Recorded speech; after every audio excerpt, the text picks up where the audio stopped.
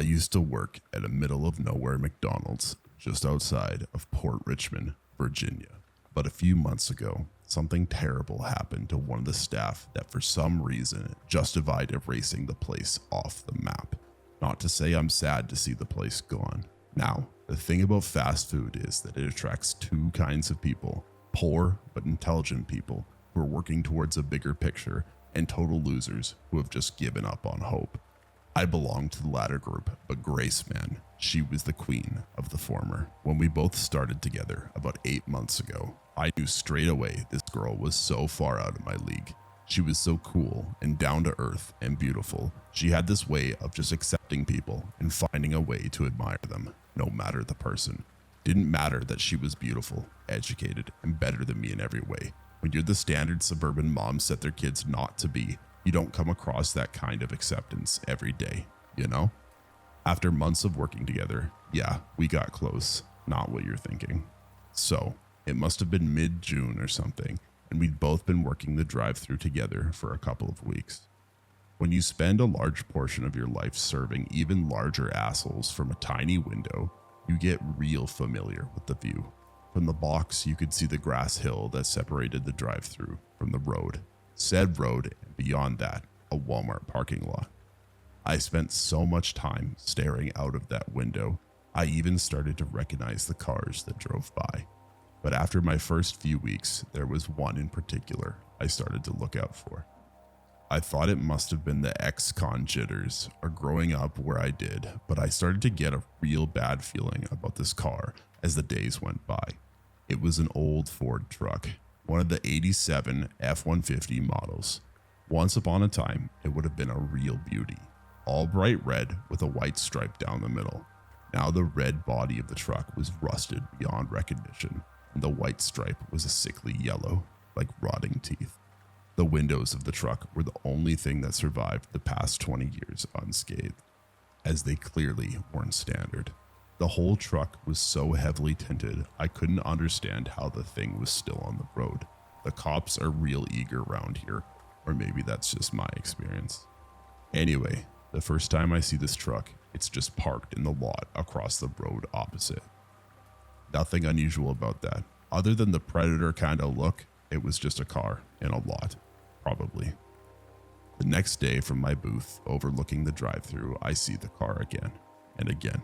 And again. I saw it maybe 30, 40 times that day. I think it was just driving in circles for some reason. Suffice to say at this point, I'm starting to get real suspicious of this truck.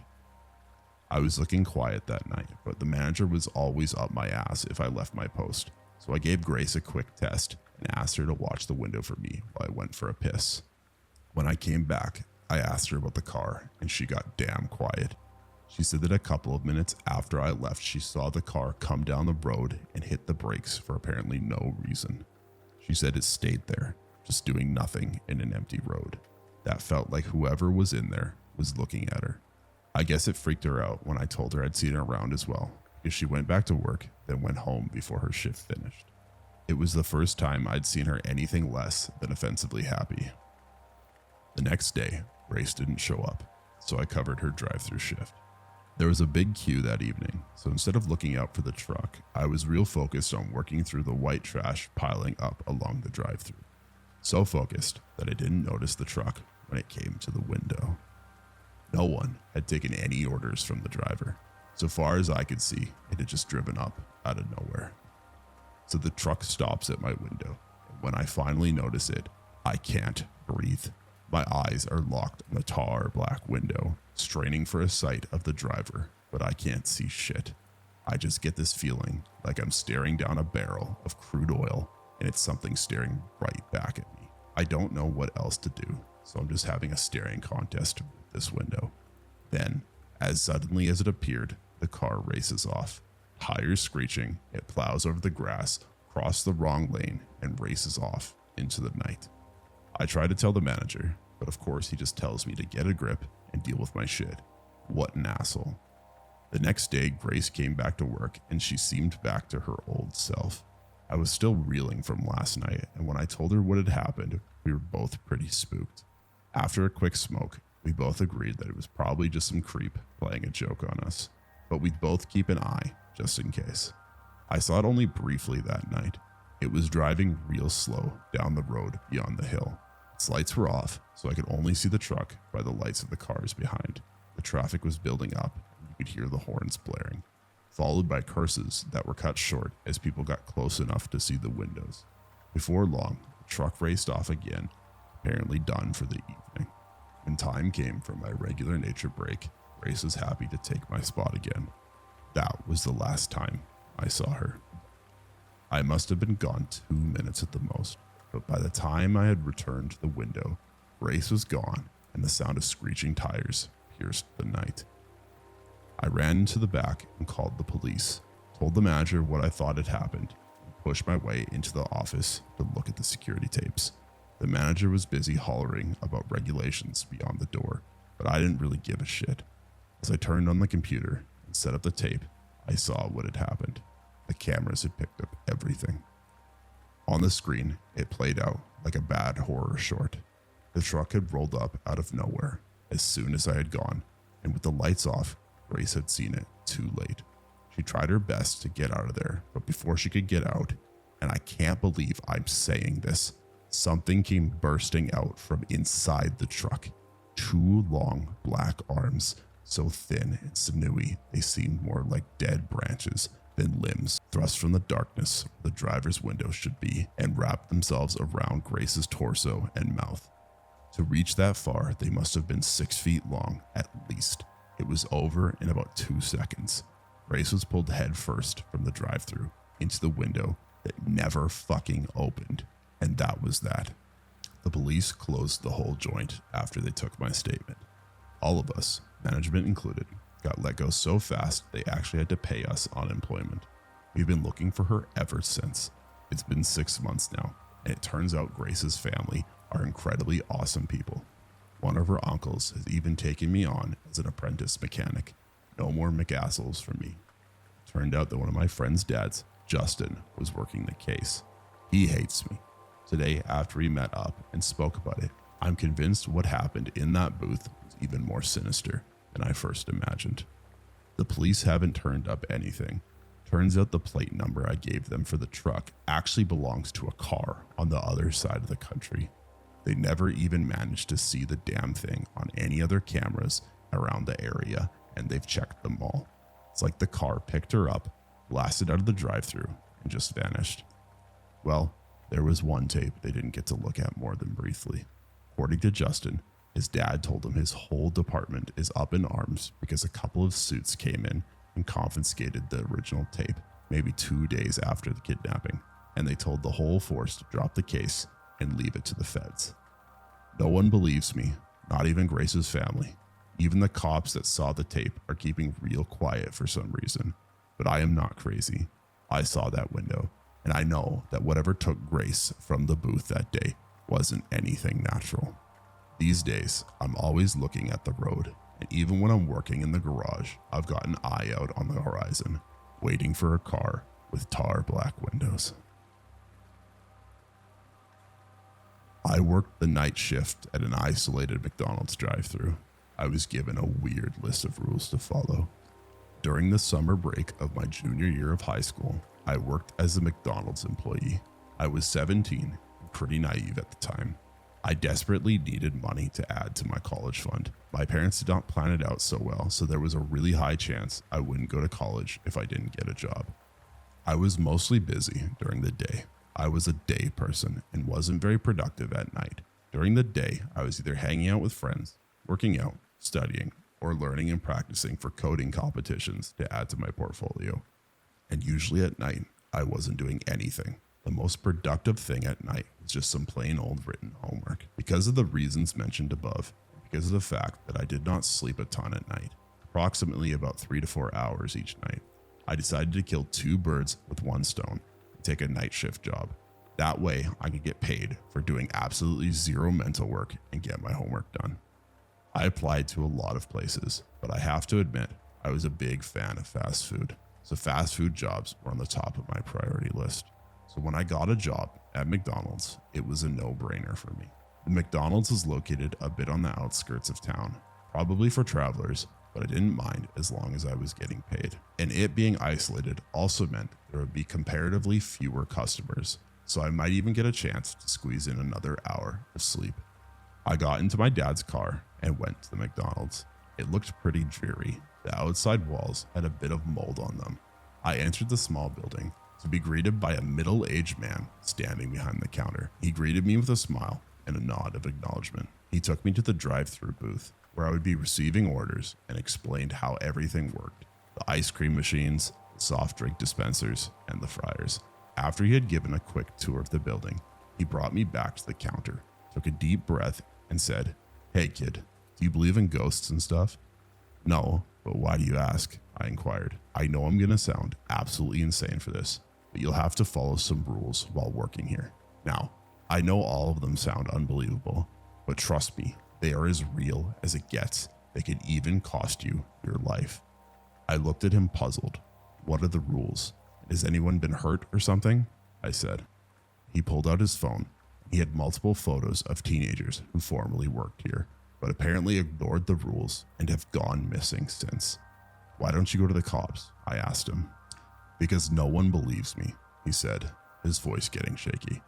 "They conducted a full area search. They think I am insane." He almost burst into tears, but composed himself and begged me to follow the rules and take them seriously. I said that I would, and his face lit up. He handed me the list of rules, thanked me, and left. I reluctantly smoothed out the piece of paper and started reading. List of rules to survive the night. Rule 1. Keep the lights on at the drive-thru counter, where you'll hand customers the food.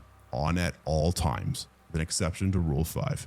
There is a creature just lurking nearby, waiting for the lights to go out and you letting your guard down. Rule 2. There are security cameras next to the counter table. Always check who is in the drive-thru. If the person ordering is in a black Range Rover with tinted windows, do not speak a word to him. He will stop bothering you if you ignore his angry threats and drive away in a few minutes. If you speak to him, however, he is going to break into your booth and attack you like a wild animal. God knows what entity he is that can mimic a human voice so perfectly. Rule 3. If someone orders fries, tell them you're all out, because you do not want to open a bag of frozen fries at midnight. Trust me, the scent will attract unwanted attention, and it'll end well for no one. Rule 4. If you hear your name being called from behind you, stop everything you're doing, lay down, and close your eyes. You might feel teeth on your limbs or giant talons rubbing against your head or torso, but please do not move. It'll be gone after you hear a demonic giggling. Rule 5.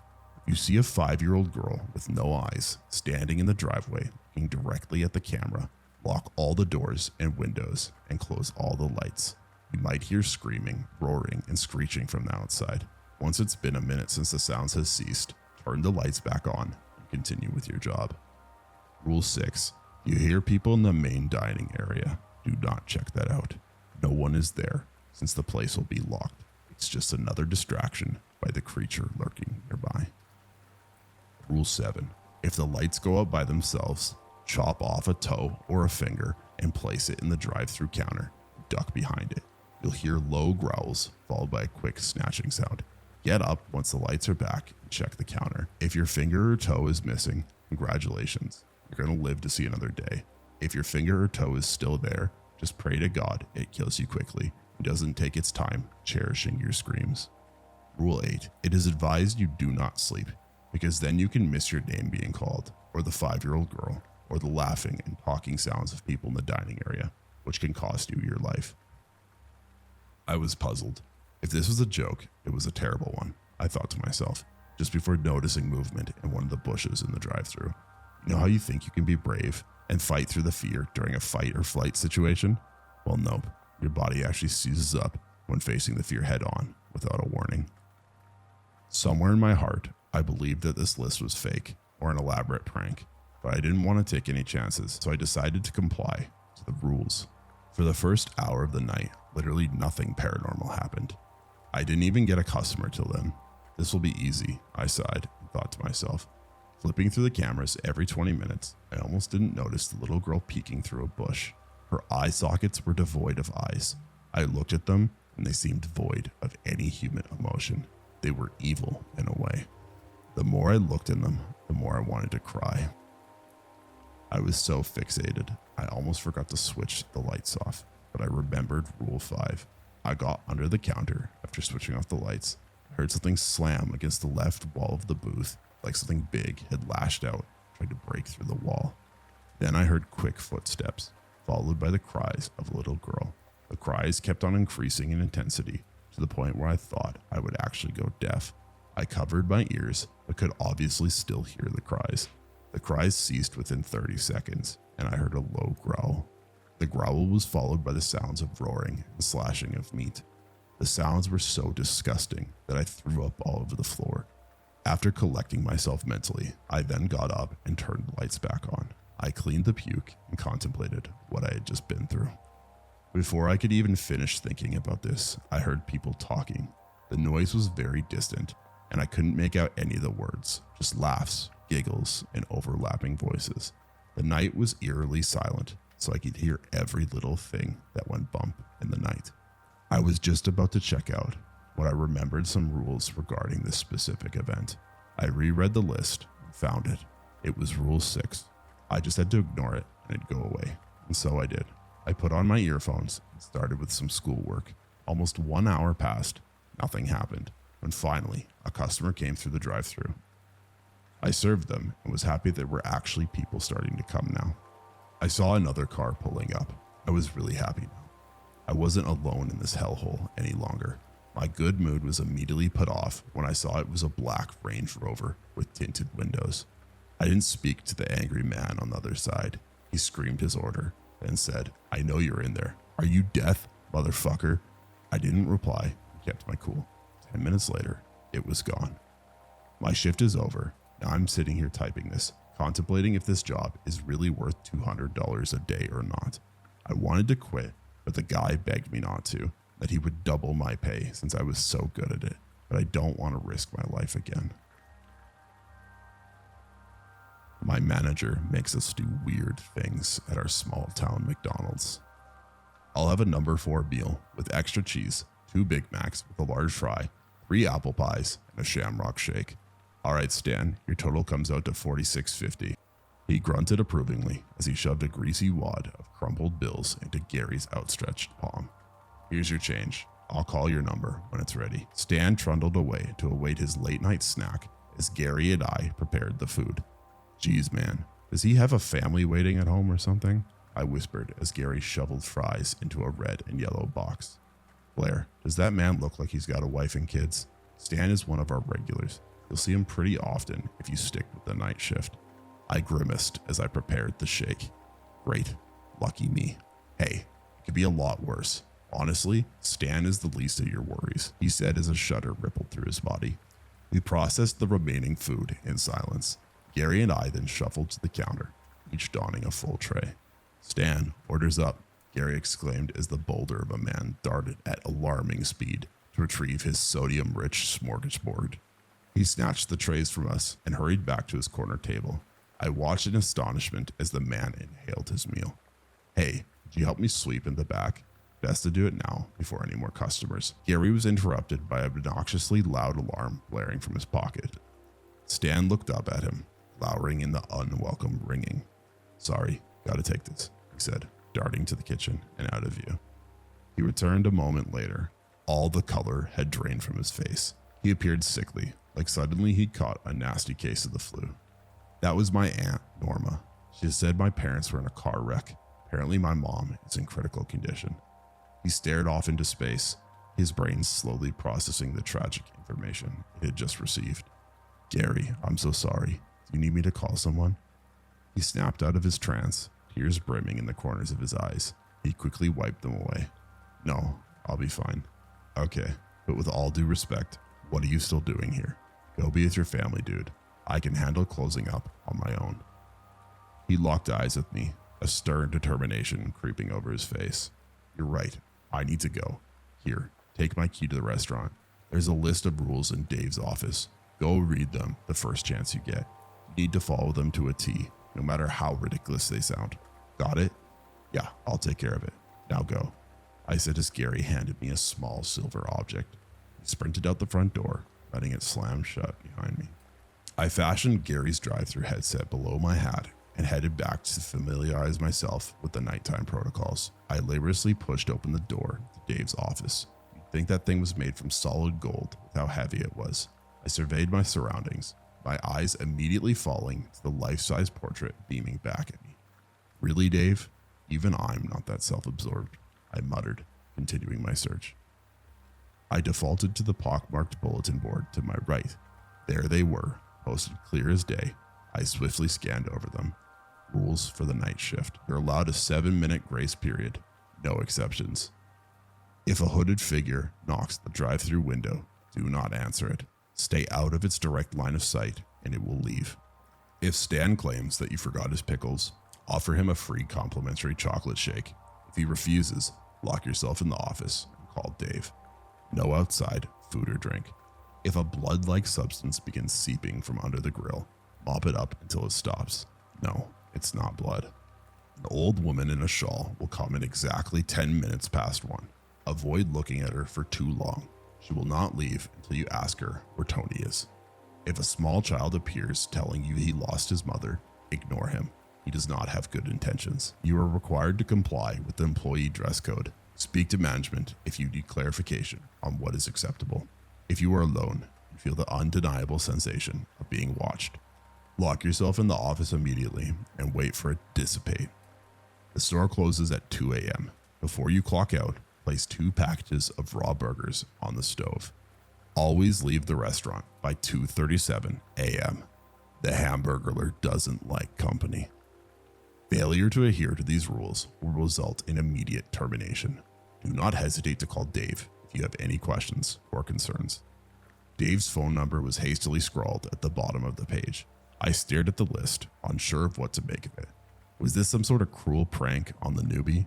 Maybe Gary was in on it. I resolved to wait and find out for myself, and made my way back up to the counter. Upon seeing my approach, Stan rapidly stood from his seat and sidled up to me. Hey, can I help you with something? Yeah, you forgot my pickles. I mentally rolled my eyes. Gary hadn't been gone for 10 minutes and the fun was already ramping up. Look, I watched my coworker make those. I know he didn't, I began before Rule 3 crept into my head. I'm sorry. I can offer you a free shake for the inconvenience. His 4 chins flapped as he fervently shook his head. No, I don't want any more food. There's another way you can make it up to me though. A malice grin inched across his face, a blanket of fear sent adrenaline bursting through my veins. I'm 16, sir. If you really think that's not what I meant, you dumb broad. I want a refund. What? No, you already ate it all. Fine. If you won't give me my money back, I'll have to take it from you. The massive mound of flesh began waddling to beat me behind the counter. I fled to the back, praying he wouldn't catch me. I glanced behind me as I struggled to push open the absurdly heavy office door. Stan was barreling towards me, sending shelves of product crashing to the ground. My heart thumped against my ribcage so hard that it hurt. I had just managed to slip through the door and slam it shut when he reached. Thud. He pounded his ape-like fists against the sturdy metal frame, shouting absurdities at me all the while. I'll get you, you little whore. You can't stay there forever. He was right. I instantly ripped the yellow piece of paper from the board and punched in Dave's number. He picked up after an agonizingly long minute of waiting. Hello, this had better be good. I value my beauty sleep. Dave, it's Stan. The free shake didn't work. I'm trapped in the office. Dave sighed. All right, put it on speaker and hold your phone up to the door so that he can hear me. I obliged, clenching my cracked iPhone 7 with a vice grip and sticking it close to the rattling door. Stan, can you hear me? It's Dave. The room fell eerily silent. Oh yeah, what's up, Davey? Stan, are you harassing one of my employees again? I don't need to get Miss Barrett on the phone, do I? No, please, I'll behave, I swear. Please, just don't call her. His voice trembled as he spoke. I don't know. That's what you said last time. I promise I'll never bother her again. Come on, Davey, show a little compassion. Dave took a moment to respond. All right, but I need you to go home and you need to apologize to Miss Blake for scaring her. Blair, I interjected, face palming myself. Right, apologize to Blair and I'll let you off the hook. Oh, thank you. Sorry, Blaze. Can I take you up on that free shake? No, Stan. No free shake tonight. I need you to leave, Dave said, a stern finality in his statement. Without another word, Stan angrily tromped through the kitchen and out the front door. I didn't release my breath until I heard it shut behind him. Thanks, Dave. Anytime, kid. In my experience, threatening to call his mother is a decent deterrent for any overgrown man baby. I chuckled, sensing the tension disperse. I'm gonna get back to bed now. Good luck with tonight. And with that, he abruptly hung up. I sat for a moment, controlling my breathing in order to steady my palpitating heart before returning to my duties. I trudged into the kitchen and begrudgingly got to work cleaning the mess of boxes and condiments that Stan had strewn throughout the area. I had just put the final ketchup bottle in its place when out of the corner of my eye, I saw it. A figure was standing at the drive-thru window. I immediately tensed up, every muscle in my body freezing in place. It glared at me, yellow glowing eyes piercing the darkness. It raised a gloved fist and knocked lightly on the thin glass. The sound freed me from my stupor. Rule 2. I dashed to the counter and crouched behind it, hugging my knees to my chest. Ice flooded my veins as the knocking grew louder. The window shook in its frame as the light knocks soon escalated to rapid pounding. I squeezed my eyes shut, terrified at the notion this slim barrier to the outside world wouldn't hold. The constant noise assaulted my eardrums, crashing against them like thunder during a storm. The knocking crescendoed into a fever pitch of resounding slams. Just when I thought that I might lose my sanity, it stopped. I glanced up in the midst of the unsettling silence I found myself in. It was gone, as if the entity had never appeared in the first place. I gradually stood up and took my time getting my bearings. I hesitantly peeked around the corner of the drive-thru. Nothing, not so much as a scratch on the glass. I glanced down at my phone. 12:15 a.m. Less than 2 hours. I could handle it, right? I began sweeping like Gary was beginning to ask me to do prior to receiving his unfortunate news. I was thankful for a break in the action. I didn't know how much more I could take. Apparently, I could take a lot more, as I came to find out. A couple of college kids stumbled in, trying to hide the fact they were obviously stoned out of their minds, and retrieved a pickup order. I watched as they clumsily staggered out the door. One of them held it politely for a small old lady, an old lady wearing a shawl. She didn't utter so much as a thank you, beelining up to the register with a purpose. I was exhausted, up well past my normal operating hours, so I'd completely forgotten about the rules. Big mistake. The woman glowered up at me, face obscured from view. Her head covering was black as well as the rest of her outfit, not unlike a ninja you'd seen in a movie. The aura she radiated frightened me, but not enough to release me from my sleepy haze. Hello, how can I help you? I yawned, lazily covering my mouth. The woman didn't move a muscle. She scowled at me, yellow reptilian eyes piercing my psyche and sending my heart into overdrive. Ma'am, would you like to order something? Nothing. The longer we continued our staring match, the more sedated I felt, and not just due to the lack of sleep. She had some sort of strange pull over me. I nearly nodded off, my mind wandering back to the instructions. Before I passed out, I murmured, "Where's Tony?" Suddenly, I was released from my trance, and the woman was nowhere to be found, like she had simply vanished into thin air. My eyes widened. That was close, too close. I trudged to the sink and splashed some cool water in my face, then poured myself a large cup of coffee. I knew it would probably keep me up well past closing, but hey, if it helped me avoid another incident like that, I was all for it. I had just finished dumping the dustpan into the trash when I felt it. A peculiar sensation crept over me, like bugs crawling on the back of my neck. I was being watched, but from where? I sensed it coming from the drive-thru. I whipped my head in its direction. Empty. It shifted to the dining area. No one was there. I grew lightheaded, and panic began to surge through my system. A breeze swept past my ear, and I swear I could hear a soft, almost imperceivable voice whisper, "Blair." I bolted to the office, slamming the door shut as quickly as I could.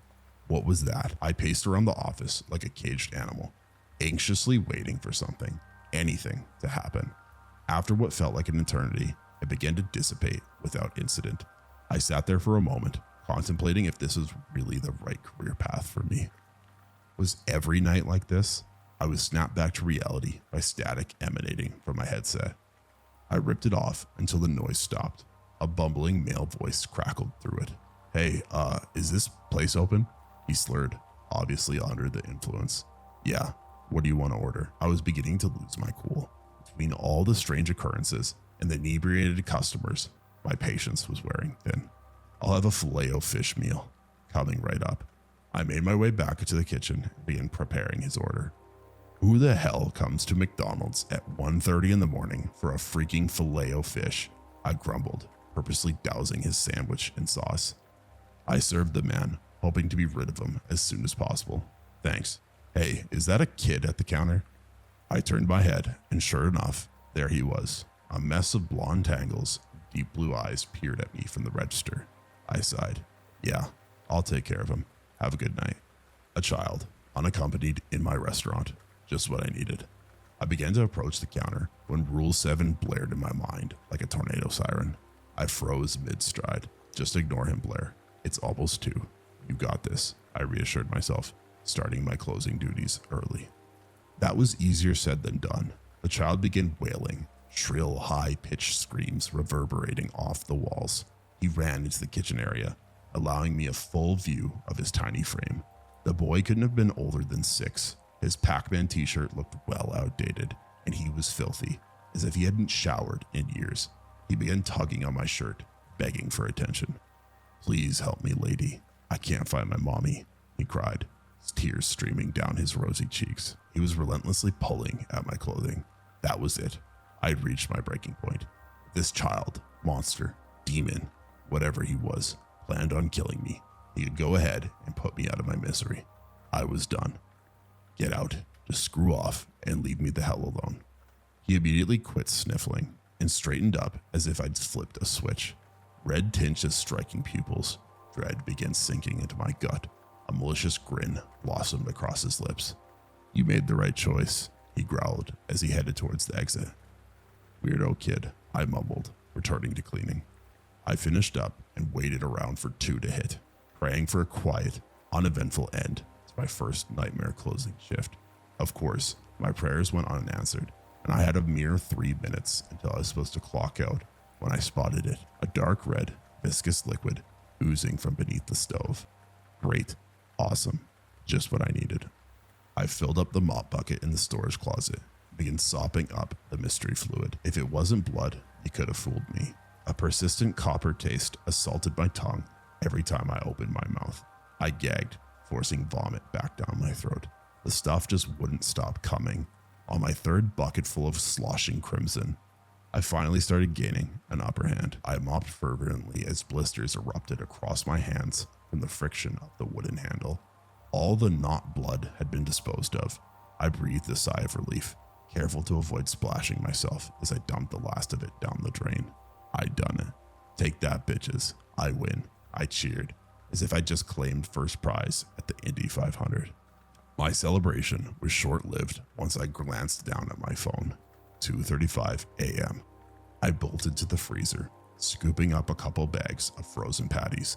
I slashed them open as quickly as I could, hoping in vain that I'd make it out in time. I dumped their contents on the grill, then turned to toss the packaging in the trash. My heart plummeted into my gut. A man stood before me. His black dead eyes matched that of the small mask encompassing the top half of his face. Wispy red hair sprouted from his floppy hat. A matching tattered black and white striped uniform framed his features, accompanied by a dingy red tie dotted with images of burgers. He grinned at me, jagged, rotten teeth sending a chill undulating throughout my entire body. He spoke, a rough, gravelly voice shattering the tense silence. "Look, I know you're new here, so I'll spare you this time. But if I ever catch you in here this late again, I won't think twice about increasing my calorie intake." His wicked smile exuded a malevolent hunger that still haunts my very nightmares. A wet, gray tongue wormed its way around his cracked, withered lips. I felt like a mouse about to be devoured by a rattlesnake. He scowled at me. "What are you still doing here? Get out!" I suddenly regained my mobility. I tore through the dining area and burst into the cool night air. The Hamburglar's soulless stare followed me into the vacant parking lot. I hurriedly locked him inside and raced to my car as a torrent of emotions flooded through me at once.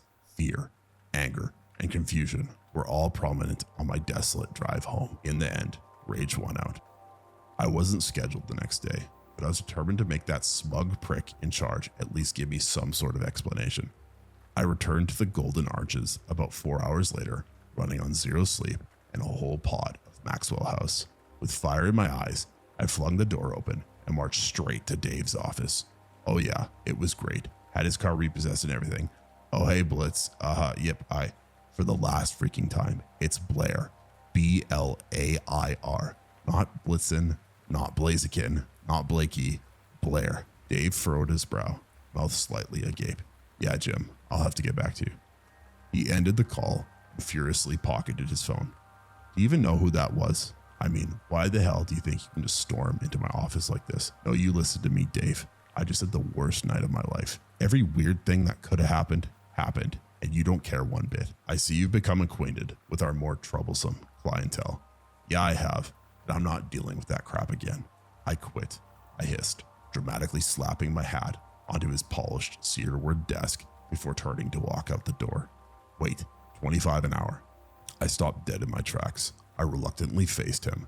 A sly, toothy grin stamped on his greasy face. I molded over. That was almost double what I was currently making. I could have my college paid for in no time. 27 and you've got a deal. You drive a hard bargain, Miss Blair. I accept, he said, extending his hand. I begrudgingly shook it, cringing as his sweaty palm gripped mine. I'm glad you were able to see reason. Welcome to the night crew. If you want more horror narrations like this, make sure to like and subscribe, comment which story was your favorite, and check the video on screen now